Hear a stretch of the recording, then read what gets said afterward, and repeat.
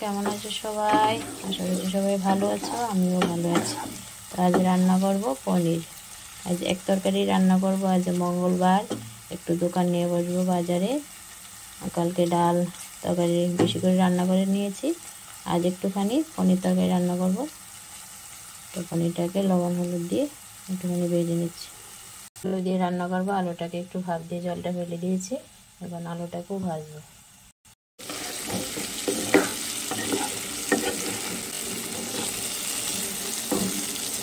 দেখো, লবণ হলুদ দিয়ে আলুটাকে ভেজে নিচ্ছি।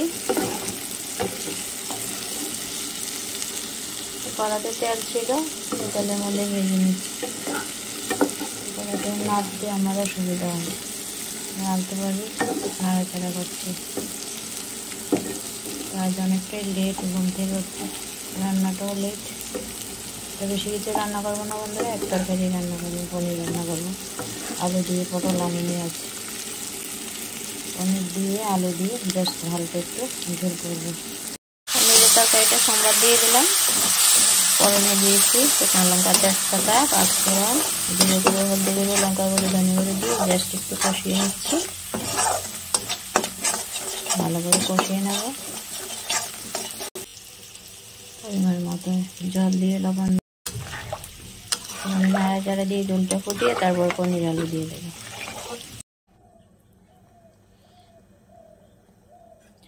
তো বন্ধুরা দেখো, আলু পনির দিয়ে দিলাম, আর কিছু আলু ভেঙে চুড়ে দিয়েছি যাতে করে ঝোলটা একটু ঘন হয়, গাঢ় হয়। আবারও নাড়াচাড়া দিয়ে কিছুক্ষণ ঝোলটা ফুটিয়ে নেব।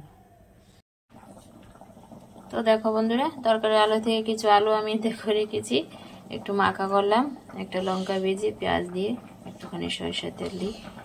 ভালোই লাগে মাঝে মধ্যে আলু মাখাটা খেলে। তো আলু মাখাটা করে রাখলাম, জাস্ট লবণীয় আলু মাখা হয়েছে। আর এদিকে তো তরকারিটা হচ্ছে, একটুখানি হবে, ঝোলটা একটু কমাবো, আর একটু টানিয়ে নেবো ঝোলটা। খালি খালি আলু দিয়েছি তার জন্য একটু হালকা হয়েছে, তাও একটু আলু ভেঙে চড়ে দিয়েছি। তো রান্নার পর নামিয়ে রাখলে ঠান্ডা হলে অনেকটাই ঘন হয়ে যায়, আর একটুখানি ঝোলটা ফুটবে।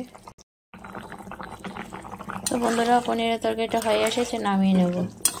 এরকম ঝোলে রাখবো, কারণ ঠান্ডা হয়ে অনেকটাই ঘন হবে, আর ঝোলটা না রাখলে ভাতটাও খাওয়া যাবে না, যেহেতু এক তরকারি। তো তরকারিটা হয়ে গেছে, নাড়াচাড়া দিয়ে নামিয়ে নিচ্ছি। কালারটা বেশ সুন্দরই হয়েছে, আর পনির ভালোই লাগে। আমার ছেলে তো ভীষণই পছন্দ করে, তার জন্যই পনিরটা রান্না করা, ছেলের জন্য আর কি।